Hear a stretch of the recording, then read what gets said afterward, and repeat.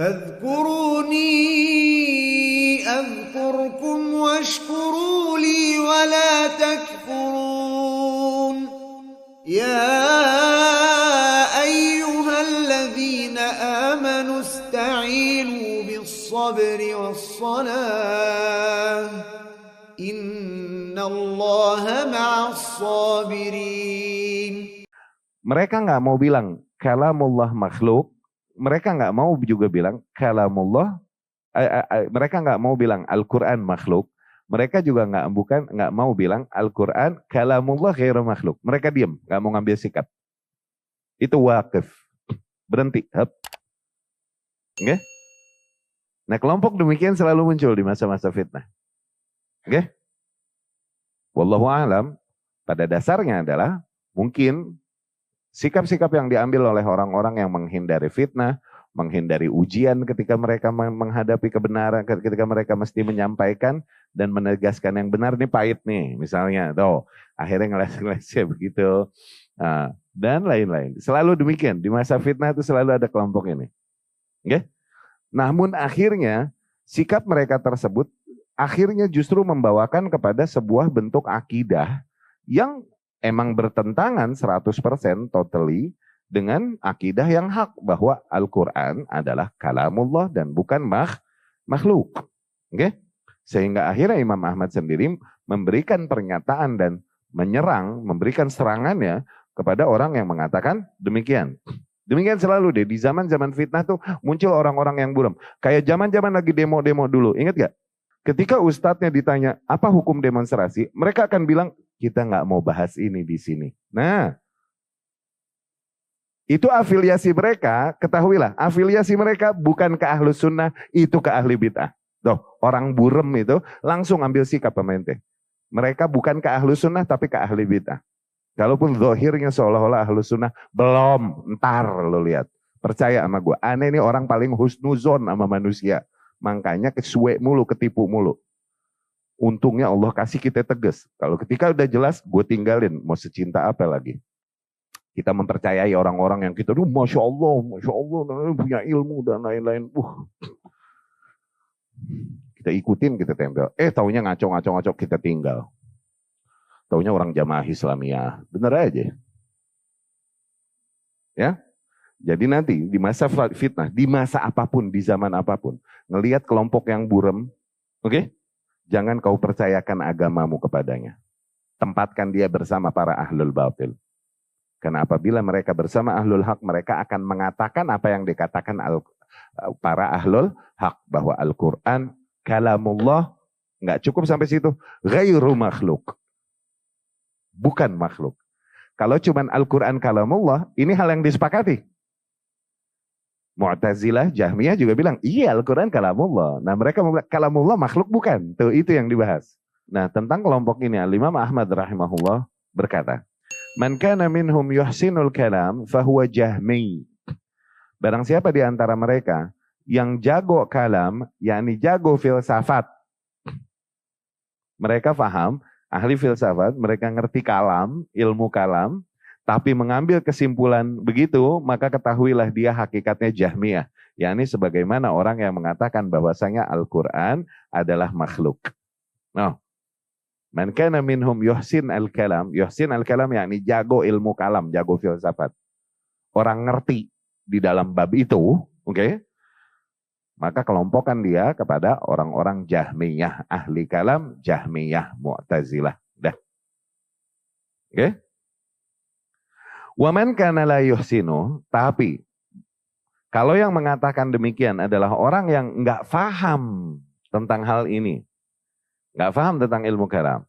Bal kana jahilan jahlan basitan, fahuwa tuqam alaihi al-hujjah bil bayan wal burhan. Maka yang kayak gini, dan dia adalah orang yang jahil emang, oke?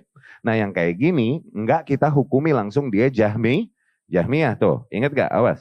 Bedakan antara pelaku bid'ah dengan ahli bid'ah. Ya, kalau emang dia orang kalam, ilmu kalam, yakni punya ilmu di bab kalam, nah golongkan dia kepada golongan ahli bid'ah. Dia Jahmiyah. Tapi dia nggak punya ilmu di situ. Dia jahil. Tayyib.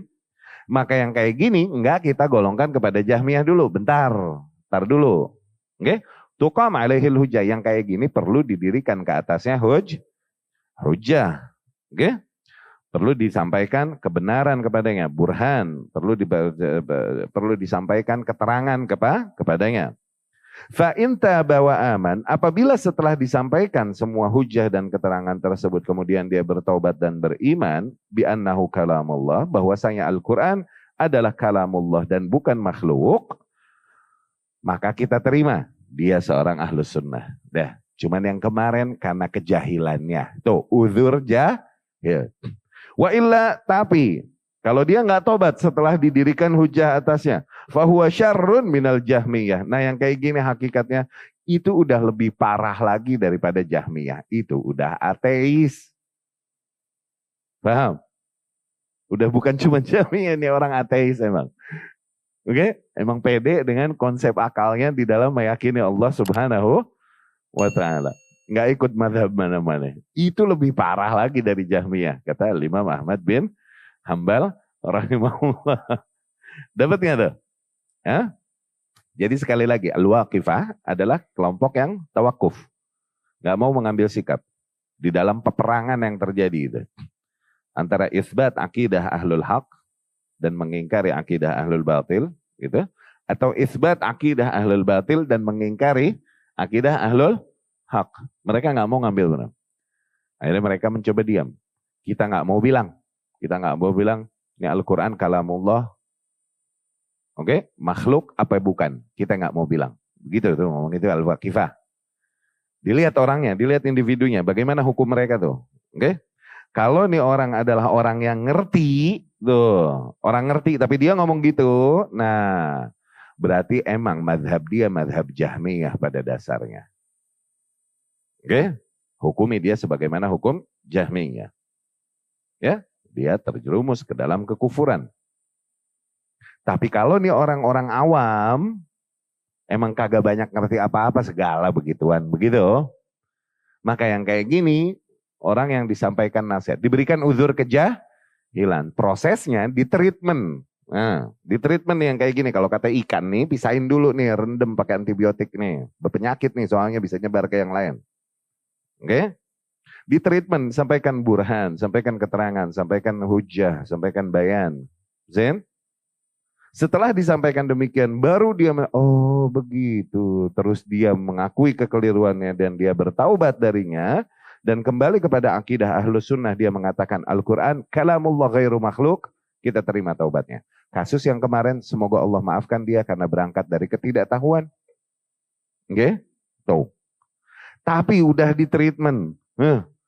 Ngelawan, ngebangkang. Oh, ini sih dah lebih parah daripada Jahmiyah ini sih. Emang pada dasarnya dia adalah seseorang yang berakidah rusak, yang bahkan mendengar para ahli ilmu pun nggak mau di dalam bab yang dia tidak kuasai. Ini udah lebih parah lagi. Awam-awam yang berani mengingkari para ahli ilmu ketika disampaikan hujah. Tuh. Orang yang nggak mau bilang demo haram, ya udah dia demonstran kalaupun dia duduk. Orang yang nggak mau mengingkari pemberontak, ya udah dia khawarij kalaupun duduk. Dan seringkali itu lebih berbahaya. Yang dibilang khawarij qawadah. Selalu dalam setiap fitnah. Ente jangan ngambil kasus ininya doang. Akhirnya nggak pinter kalau baca buku tuh. Ambil pattern. Oh patternnya begini tuh. Jadi sebuah kaidah. Nanti semua kasus ente pakai kacamata ini yang sama. Ini pinternya orang yang belajar dari kaidah. Berbeda dengan orang yang belajar terfuruk kasus. Wawasannya cuma di kasus yang pernah dia pelajari doang. Ketika bertemu kasus yang nggak pernah dia pelajari, dia nggak bisa treat ini, nggak bisa treatment ini. Kenapa? Karena belajarnya perfuruk kasus. Nggak ngambil pattern. Pattern apa? Pola. Nggak ngambil pola yang akhirnya menjadi sebuah kaidah yang dia bisa treatment kasus lain dengan kaidah itu. Tuh, itu orang pinter belajar. Percaya sama aneh. Makanya kaum ribet furuk itu kaum yang paling jahil. Kalaupun terlihat paling bertakwa kepada Allah. Tahu kan? Murabitun. Kaum ribet furuk. Itu kaum yang paling jahil hakikatnya. Kenapa? intelektualitas sama intelijensinya nggak dapat dalam belajar. Mereka nggak bisa lihat kecuali cuman kasus yang mereka pelajari doang. Satu kasus itu doang udah. Berapa banyak umur kita ini pendek, belum tidur loh. Sehari 24 jam, belum tidurnya, belum majelasnya. Iya gak? Belajar cuman dikit, udah gitu belajarnya cuman kasus per kasus doang. Nggak pinter loh. Belajar kaidahnya. Nanti banyak kasus yang ente nggak berani, bisa ente treatment. Tuh orang yang belajar qawaid fiqhiyah, usul fikih, bahkan di akidah dan bahkan di dalam membaca sejarah, mereka bisa ngambil pola-polanya. Tuh. Ntar bukan hanya di dalam kasus Al-Quran makhluk doang. Semua kasus fitnah dan penyimpangan yang terjadi di zamanmu, baca pakai kacamata yang sama. Mereka yang nggak mau bilang Ikhwanul Muslimin dan Hamas Khawarij, tuh. Atau diam gak mau mengingkari mereka, gabungin udah mereka berarti ikhwani. Gabungin ikhwani, kalaupun jual nama salafi. Percaya sama gue. Kita udah aduh, Dede udah kubek-kubek nih kobok. Gabungin ke situ udah berarti.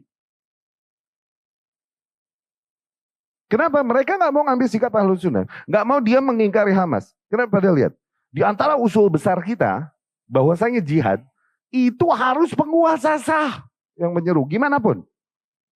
Hamas penguasa bukan? Cukup itu deh, cukup dari bab itu aja.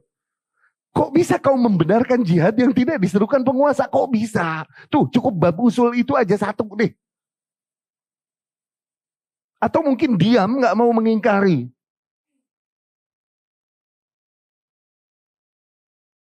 Oke, sama mungkin juga mereka yang bilang Al-Quran bukan kalamullah. Atau zaman itu, mereka yang bilang Al-Quran kalamullah dan bukan makhluk, pahit hidupnya zaman itu. Ditangkepin, disiksa, digebukin. Ya demikian Imam Ahmad bin Hanbal dan banyak para ulama yang mati dalam siksaan penjara. Betul kan? Ya mungkin pahit. Tapi dia udah tahu yang hak yang mana nih. Tuh. Kalau dia mengatakan kebatilan benar, sangat bertentangan dengan hati dia mungkin. Dia coba cari jalan tengah. Nah, nggak mau ngomong. Al-Quran kalamullah apa bukan ya? Udah, masukin ke barisan itu. Ya? Sejak kapan kita butuh quantity? Sejak kapan Ahlus Sunnah butuh quantity? Sejak kapan? Kita berbangga diri dengan merek Guroba kok dari zaman ke zaman. Dapat, ya?